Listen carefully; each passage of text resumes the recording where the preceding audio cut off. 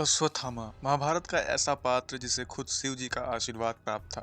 माथे पर लगा वो चमकदार मणि अश्वत्थामा को इंसानों के नीचे जितने भी जिंदा जीव थे, यहाँ तक कि बड़े से बड़े जीव से अधिक शक्तिशाली बनाती थी।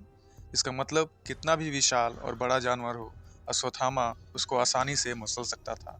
और सिर्फ यही नहीं, माथे का वो शक्तिशाली मणि भगवान, शैतान, भूत, प्रेत, जहर, भूख, प्यास से भी अश्वत्थामा को बचाता था।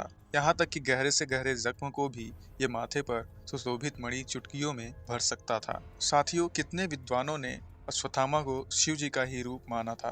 अश्वत्थामा ने द्रौपदी के सारे पुत्रों को भी मार दिया था, जिससे क्रोधित श्री कृष्ण ने अश्वत्थामा से माथे की मणि छीन ली थी और अश्वत्थामा को श्राप दिया था कि वो जब तक कलयुग खत्म नहीं होता तब तक पूरे पृथ्वी पर भटकता रहेगा।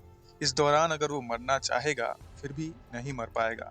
मणि देने के बाद अश्वत्थामा के माथे पर ऐसा घाव हुआ जो आज तक नहीं भरा है। माना जाता है कि जब तक कलयुग का अंत नहीं हो जाता तब तक अश्वत्थामा के माथे का घाव नहीं भरेगा। जिसका परिणाम ये रहा कि अश्वत्थामा आज भी इस धरती पर भटक रहा है, अपनी मौत और कलयुग के खत्म होने के इंतजार में तड़प रहा है। अश्वत्थामा के भटकने से जुड़े समय समय पर कुछ रोचक किस्से भी सुनने को मिलते रहे हैं। खबर एक समाचार पत्र में प्रकाशित हुई थी, जिसके अनुसार एक रिटायर हो चुके रेलवे का एक कर्मचारी गुजरात के नौसाड़ी जंगल में घूमने गया था, जहां उसने एक 12 फीट लंबे आदमी को देखा था, जिसके माथे पर घाव भी था। इस कर्मचारी का कहना था कि वो कोई और नहीं बल्कि अश्वत्थामा ही था, जिससे बात करके पता चला कि भीम उससे ज्यादा शक्तिशाली और लंबे थे। ये दूसरी घटना भी आपको सोचने पर मजबूर कर देगी।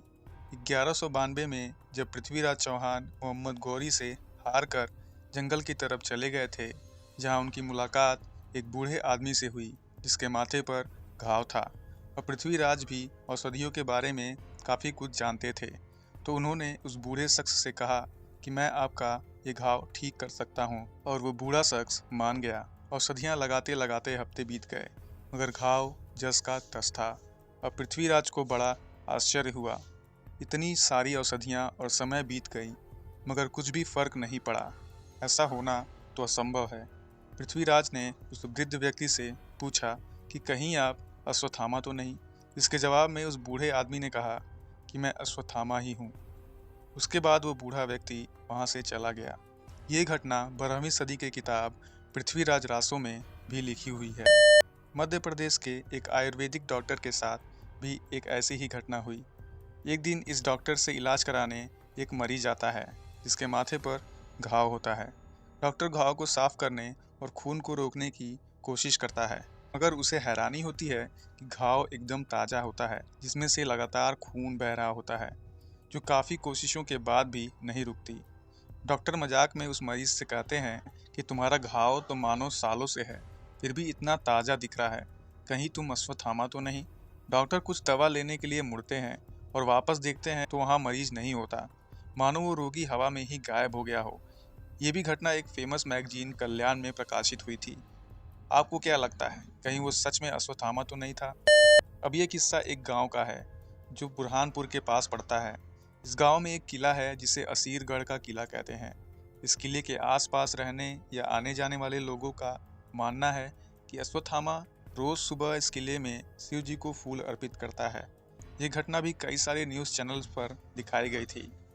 आपको क्या लगता है, क्या अश्वत्थामा आज भी हमारे बीच भटक रहा है या दूर कहीं अपने मौत और कलयुग के खत्म होने का इंतजार कर रहा है? मगर शायद हम इन बातों से अनजान हैं। अपने सारे विचार कमेंट बॉक्स में ज़रूर लिखें। मिलता हूँ आपसे अगले वीडियो में, तब तक के लिए जय श्री राम।